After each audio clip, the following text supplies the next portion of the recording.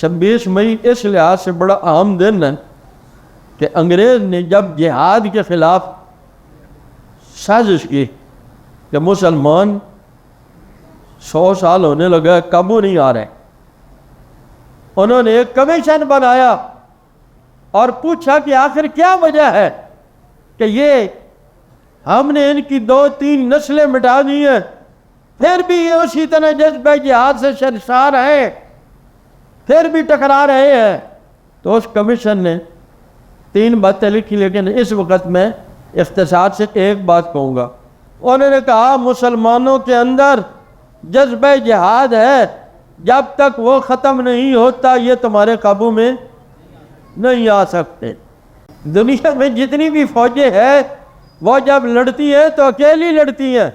پاکستان وہ ملک ہے جس میں جب فوج دشمن سے لڑتی ہے تو یہ ضعیف سجدوں میں سر رکھ کے دامن پھیلا کے اپنی فوج کے لیے اللہ سے مانگتے ہیں، اور پاکستان کا جوان بغیر کسی معاوضے کے فوج کے ساتھ کھڑا ہو کر صف اول میں دشمن سے لڑنے کے لیے تیار ہو جاتا ہے۔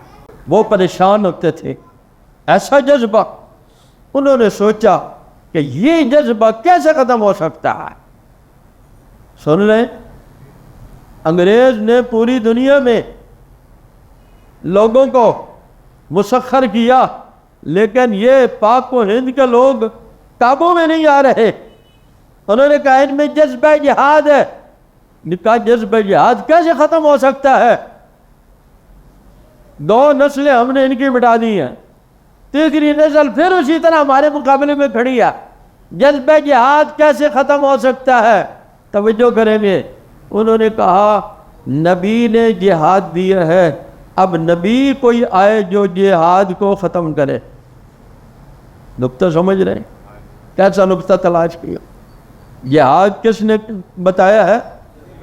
نبی کریم صلی اللہ علیہ وسلم نے 27 غزوات میں میرے حبیب خود شریک ہوئے ہیں، اور بخاری شریف کی حدیث ہے، آپ نے فرمایا اگر مجھے ان لوگوں کا خیال نہ ہوتا، ان لوگوں کا خیال نہ ہوتا جن کے پاس وسائل نہیں ہے اور وہ جہاد میں شریک نہیں ہو سکتے، میں جاؤں تو ان کے پیچھے آنکھوں سے آنسو بہہ رہے ہوتے ہیں، مجھے ان کا خیال غریبوں کا نہ ہوتا، میں چھوٹے سے چھوٹے سریے میں ضرور شریک ہوتا، مجھے ان غریبوں کا خیال ہے، میں چلا جاؤں یہ پیچھے روتے رہتے ہیں، ہمارے پاس بھی ہوتا ہم بھی رسول اللہ کے ساتھ جا کر ان کی معیت میں جہاد کرتے۔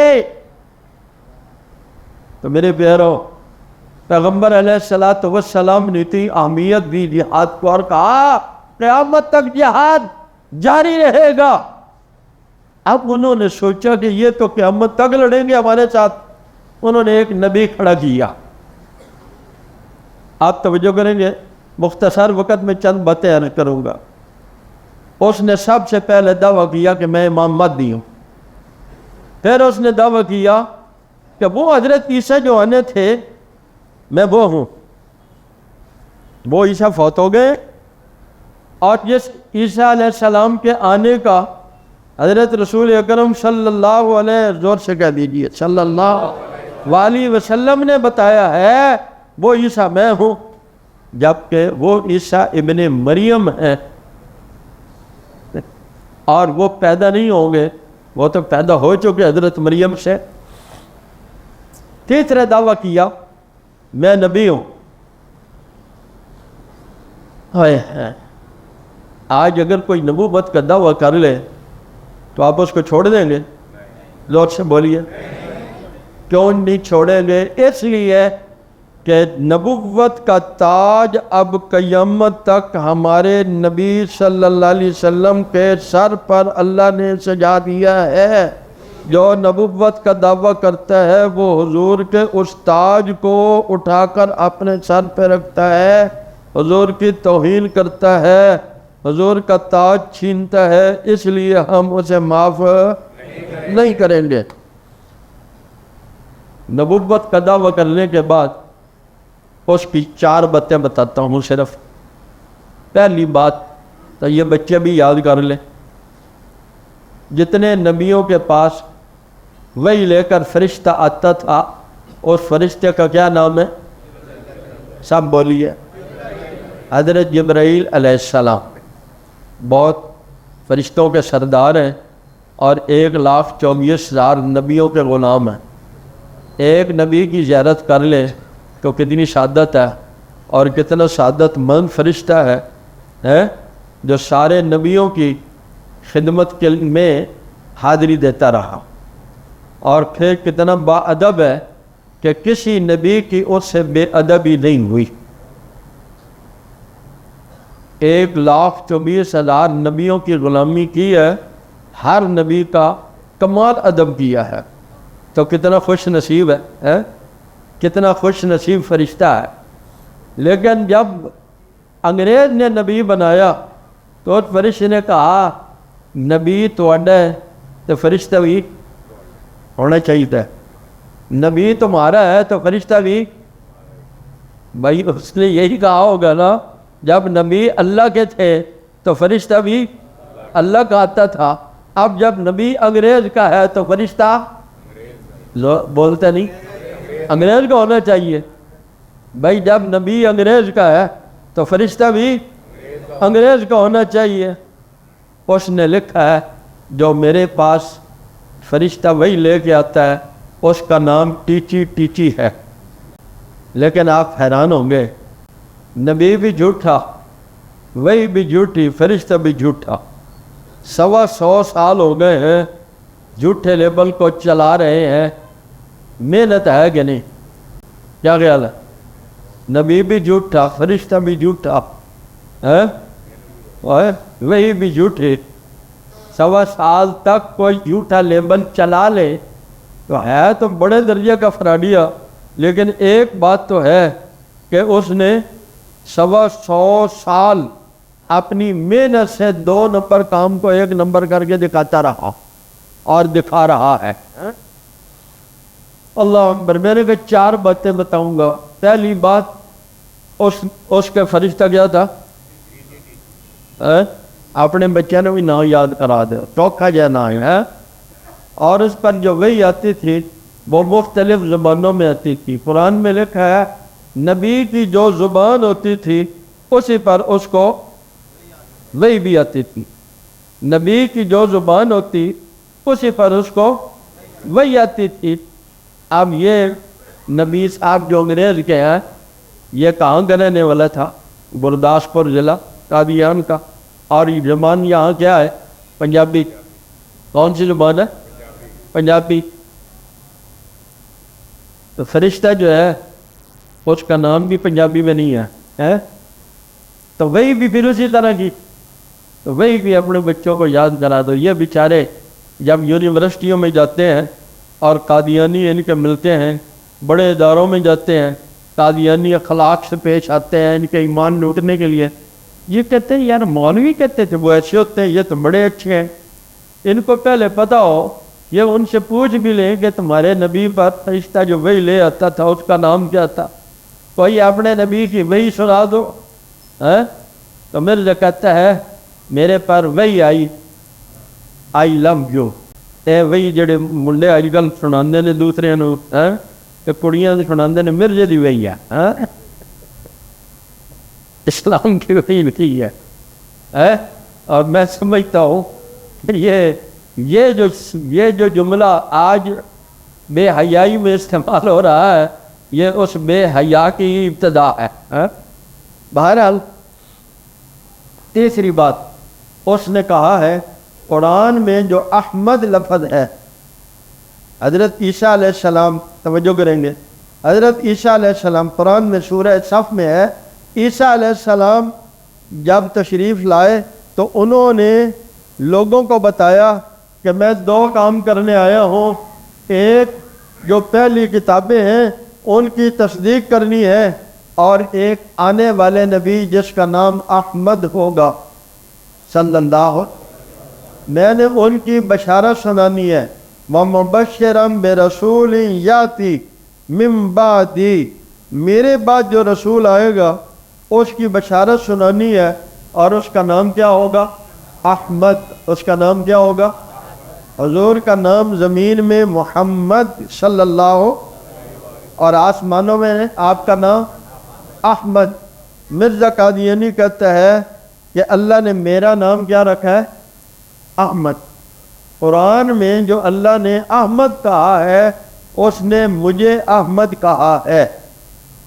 اگلے دن ایک خاتون نے جب کلمہ پڑھا الحمدللہ، گزشتہ اتوار چناب نگر میں ایک خاندان کے 3 لوگوں نے اور ایک خاندان کے 6 لوگوں نے اس وقت کے ہاتھ پہ قادیانیت سے تائب ہو کر کلمہ پڑھا، کہو الحمد، جہنم سے بچ گئے۔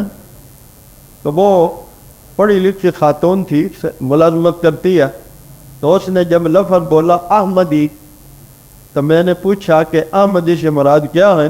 تو میں نے کہا یہ جماعت۔ میں نے کہا وہ اپنے آپ کو احمدی کیوں کہلواتے ہیں؟ کتاب سامنے پڑھی تھی۔ میں نے کہا مرزا لکھتا ہے کہ میرا نام مرزا غلام احمد قادیانی، وہ احمد ہے یا احمد کا غلام ہے؟ میں نے کہا پھر تو وہ غلام ہے۔ میں نے کہا یہ لکھا ہوا ہے، خود لکھا ہے کہ میرا نام غلام احمد ہے، احمد نہیں ہے، بلکہ بھائی غلام اور آقا ایک جیسے ہوتے ہیں؟ کوئی آقا ہے کہ میرے نام سے غلام کو ہٹا دو اب میں آقا صاحب ہو گیا؟ کیا خیال ہے؟ اس کا نام کیا تھا؟ غلام احمد۔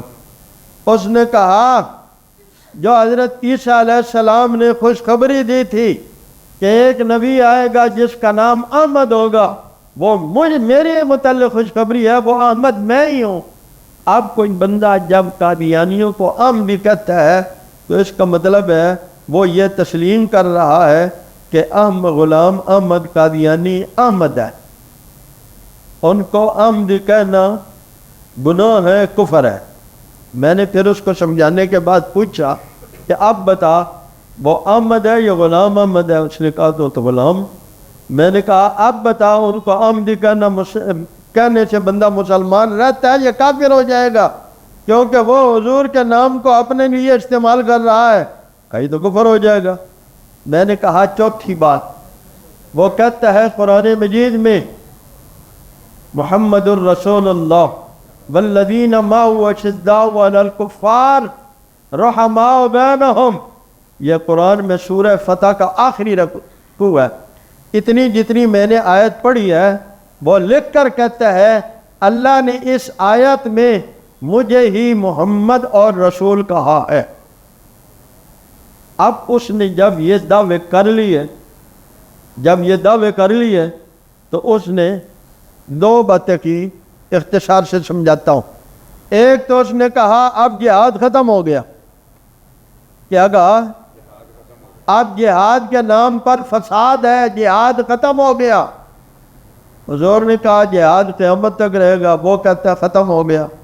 تو یہاں یہ بتاؤ ایک بندہ کہتا ہے جہاد ختم ہو گیا تو اس کو افواج پاکستان میں بھرتی ہونے کا حق ہے؟ اس کے نزدیک تو جہاد ختم ہو گیا۔ فوج کس لیے ہے؟ آپ ٹیکس دیتے ہیں نا، نہ دیتے ہیں تو پھر بھی لے لیتے ہیں۔ ہوں تو جناب سڑک تو گزرن کا بھی ٹیکس ہے، پانی پین کا بھی ٹیکس ہے، ٹیکس دیتے ہیں۔ اسی ٹیکس میں سے ہماری فوج کی بھی تنخواہ جاتی ہے۔ جو بندہ جہاد کا ہی منکر ہے، اس کا عقیدہ ہے وہ مرزے کو نبی مانتا ہے اور کہتا ہے جہاد ختم ہو گیا، اسے افواج پاکستان میں بھرتی ہونے کا حق ہے کہ نہیں ہے؟ زور سے بول لیں گے؟ آپ اس مطالبے کو میرے ساتھ دہرائیں گے کہ قادیانی افواج پاکستان میں ان کے بھرتی ہونے پر پابندی لگائی جائے؟ آپ اس مطالبے کو منظور کرتے ہیں؟ فوج میں جتنے قادیانی ہیں وہ چاہے سپاہی درجے کا بھی ہے تو اس کو نکال دیا جائے، کیونکہ اس کے نزدیک اب جہاد فساد ہے، جہاد وہ عبادت نہیں جو محمد رسول اللہ صلی اللہ علیہ وسلم دے کے گئے تھے۔ اور دوسری بات فوج کے متعلق، دیکھیں وہ ہماری چوکیدار ہیں، چوکیدار کی سرزنش کریں، چوکیدار پر حملہ آور کبھی نہ ہو۔ وہ لوگ جو اپنے چوکیدار پر حملہ آور ہوتے ہیں وہ دنیا کو دکھانے چاہتے ہیں اس کی کوئی حیثیت نہیں ہے. چور بھی آ کر حملہ کر لے, ڈاکو بھی آ کے حملہ کر لے, ہم حملہ آور ہونے کی مذمت کرتے ہیں اور اس کا کسی کو حق نہیں دیتے. اختلاف رائے اپنی جگہ پر ہوگا, تمہیں ہو, مجھے بھی ہو سکتا ہے, لیکن اس کا اسلام میں, اخلاق میں اور دنیا کی کوئی عقل اجازت نہیں دیتی کہ ہم اپنی. اور پھر اس حد تک یہ جو کام ہوا ہے کہ شہداء کی قبور کی مذمت, شہداء کی قبور کی بے حرمتی کی گئی ہے, یہ کوئی مسلمان کر سکتا ہے؟ آپ ذرا سوچیں, آپ جو میں نے آپ کو بتایا, یہ جو بے حرمتی شہداء کی قبور کی گئی ہوگی, یہ کس نے کی ہوگی؟ جن کے نزدیک شہادت کوئی شے نہیں ہے, شہید کا کوئی مقام نہیں ہے. ہمارے نزدیک تو شہید کا وہ مقام ہے جو میرے رب قرآن میں بتا رہے ہیں, اور شہید میری راہ میں مرا ہے, میں نے اس کی موت کا نام زندگی رکھ دیا ہے, خبردار زبان سے بھی اسے مردہ کہنے نہیں دوں گا اور اسے مردہ سوچنے بھی نہیں دوں گا. جو شہید کو شہید اور زندہ سمجھتا ہے وہ اس کی قبر کی بے حرمتی کرے گا؟ مسلمان کرے گا؟ ہر مسلمان شہید کی حق کا احترام کرتا ہے. تو جنہوں نے شہداء کی قبروں کی بے حرمتی کی ہے وہ کون ہوں گے؟ زور سے بولے.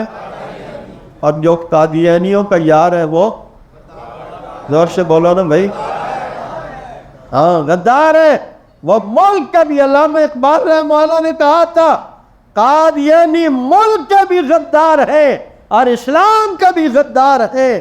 ہم کبھی بھی برداشت نہیں کریں گے کہ وہ اس ملک میں اقتدار میں آئے, وہ اس ملک میں ایسی افراتفری پھیلائے. اگر ایسا ہوگا تو پھر ہمارے نوجوان انشاءاللہ جذبہ شہادت سے سرشار میدان میں نکل آئیں گے اور ہم حضور صلی اللہ علیہ وسلم کو اس ارشاد کو سچا کر دکھائیں گے, الجہاد ماضٍ الی یوم القیامہ. نیت کرتے ہیں اگر فوج کو ضرورت پڑی تو ہم ان کے شانہ بشانہ اسلام کی سرحدوں اور پاکستان کی سرحدوں کی حفاظت کریں گے. دور سے انشاءاللہ کہہ دیجئے. اللہ مجھے آپ کو عمل کی توفیق عطا فرمائے.